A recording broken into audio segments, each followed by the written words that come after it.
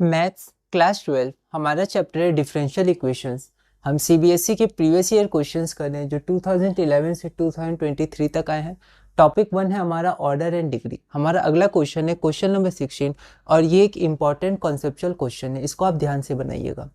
What is the product of order and degree of the, यहाँ पर 2 बार of आ गया, and degree of the differential equation. ये हमारे पास differential equation है, तो इसके ऑर्डर और डिग्री का प्रोडक्ट क्या होगा।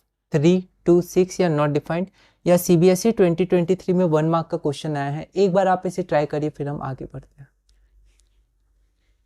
तो हमारे पास ये इक्वेशन 1 गिवन है। अब इसे हमें बहुत ध्यान से समझना है।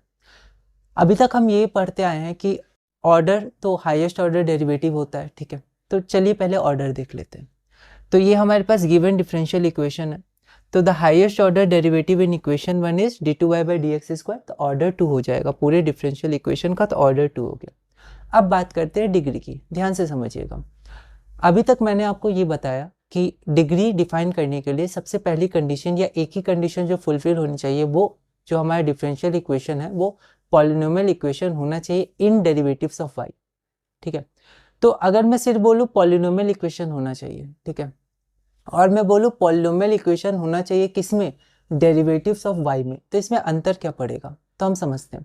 अभी तक जितने क्वेश्चंस हम करते आए हैं, जैसे ये क्वेश्चन नंबर 16 है, 15 क्वेश्चंस जो करते आए हैं उसमें मैंने बस आपको यही बताया है कि polynomial equations in derivatives of y होना चाहिए। इसका मतलब ट्रिग्नोमेट्रिक फंक्शन नहीं होना चाहिए, sine cos tan, logarithmic function नहीं होना चाहिए, लॉग x लॉग y, ठीक है, और हमारे पास एक्सपोनेंशियल फंक्शन नहीं होना चाहिए, e power x e power y ऐसे करके, ठीक है। लेकिन वो पूरी तरह सही नहीं है, ठीक है। जनरल वे में सही है, पर कुछ क्वेश्चंस होते हैं वो कॉन्सेप्चुअल, जैसे ये बहुत कॉन्सेप्चुअल क्वेश्चन है, तो इसमें हमें ध्यान रखना है कि डेरिवेटिव्स ऑफ y का अंतर क्या होता है, ठीक है। तो अगर हम सिर्फ ये बोले कि ट्रिग्नोमेट्रिक फंक्शन नहीं होने चाहिए, लॉगरिथमिक फंक्शन नहीं होने चाहिए, एक्सपोनेंशियल फंक्शन नहीं होने चाहिए, तो ये पूरी तरह सही नहीं है। जैसे मैंने पिछली वीडियो में बोला था, e⁻x नहीं होना चाहिए, e⁻y नहीं होना चाहिए, sin x cos x tan x नहीं होना चाहिए, लेकिन वो सही नहीं था, ठीक है। तो उस कॉन्सेप्ट को आज हम लोग थोड़ा सही करेंगे और समझेंगे कि जो डेरिवेटिव्स ऑफ y है उसमें जो पॉलिनोमियल इक्वेशन है उसका मतलब क्या होता है। अगर हम यहाँ पर देखें तो साइन y है और कॉस y है, तो यहाँ साइन और कॉस आ गया, ट्रिग्नोमेट्रिक फंक्शन आ गया, तो डिग्री नॉट डिफाइंड होगी, और डिग्री नॉट डिफाइंड होगी तो जो प्रोडक्ट हमें पूछा गया है ऑर्डर एंड डिग्री का वो भी नॉट डिफाइंड होगा, ठीक है। लेकिन यहाँ पर डिग्री डिफाइंड है, ऐसा क्यों? क्योंकि हम उस फ्रेज को दोबारा पढ़ते हैं, polynomial equation in derivatives of y। इसका मतलब क्या हुआ? इसका मतलब ये हुआ कि जो डेरिवेटिव ऑफ y होता है, जैसे dy/dx, d2y/dx², d3y/dx³, ये डेरिवेटिव्स ऑफ y है, इनमें पॉलिनोमियल इक्वेशन होनी चाहिए, या और ट्रिग्नोमेट्रिक फंक्शन, या log dy/dx, log d2y/dx, या फिर e⁻dy/dx, ये नहीं होना चाहिए, ठीक है। मतलब जो log फंक्शन है, जो एक्सपोनेंशियल फंक्शन है और जो ट्रिग्नोमेट्रिक फंक्शन है वो डेरिवेटिव्स ऑफ y के साथ नहीं होना चाहिए, ठीक है। वो x के संग हो सकते हैं, log x हो सकता है, sin x हो सकता है, tan x हो सकता है, लेकिन tan dy/dx नहीं हो सकता है। मतलब डेरिवेटिव्स ऑफ y के संग tan फंक्शन नहीं लग सकता है, डेरिवेटिव्स ऑफ y के संग लॉगरिथमिक फंक्शन नहीं लग सकता है, डेरिवेटिव्स ऑफ y के संग एक्सपोनेंशियल फंक्शन नहीं लग सकता है। वो x और y के संग लग सकते हैं, 2x के संग लग सकते हैं, 3x के संग लग सकते हैं, पर डेरिवेटिव्स ऑफ y के संग नहीं लग सकते। डेरिवेटिव्स ऑफ y के संग सिर्फ पावर हो सकता है, जैसे dy/dx का पावर 3, dy/dx का पावर 2, या सिर्फ dy/dx, या d2y/dx² का पावर 3, d2y/dx² का पावर 4, ठीक है। तो मैंने जो आपको बताया था कि अगर sin x cos x log x होंगे तो भी वो डिग्री डिफाइंड नहीं होगी, तो वो सही नहीं था, इसके लिए सॉरी। आप उसको एक बार अपनी कॉपी में आप करेक्ट कर सकते हैं, ठीक है। वो सही नहीं था पूरी तरह। सही कॉन्सेप्ट ये है कि जो आपका डिफरेंशियल इक्वेशन है उसमें log x e⁻s या ट्रिग्नोमेट्रिक फंक्शन ये dy/dx के साथ नहीं आना चाहिए, या d2y/dx² के संग नहीं आना चाहिए, ये x 2x 3x इनके संग आ सकते हैं, ठीक है।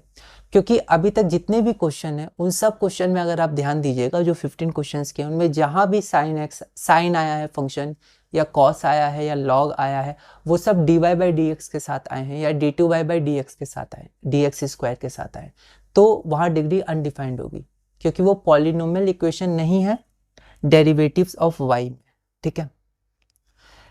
तो पॉलिनोमियल इक्वेशन होना चाहिए डेरिवेटिव्स ऑफ y में, वहां पर वो नहीं थे क्योंकि साइन आया था dy बाई dx के साथ, ठीक है। लॉग आया था d2y बाई dx स्क्वायर के संग, डेरिवेटिव्स ऑफ y के संग, ठीक है। लेकिन यहाँ पर कहीं भी साइन या कॉस डेरिवेटिव्स ऑफ y के संग नहीं आ रहा है, वो सिर्फ y के संग आ रहा है, ठीक है।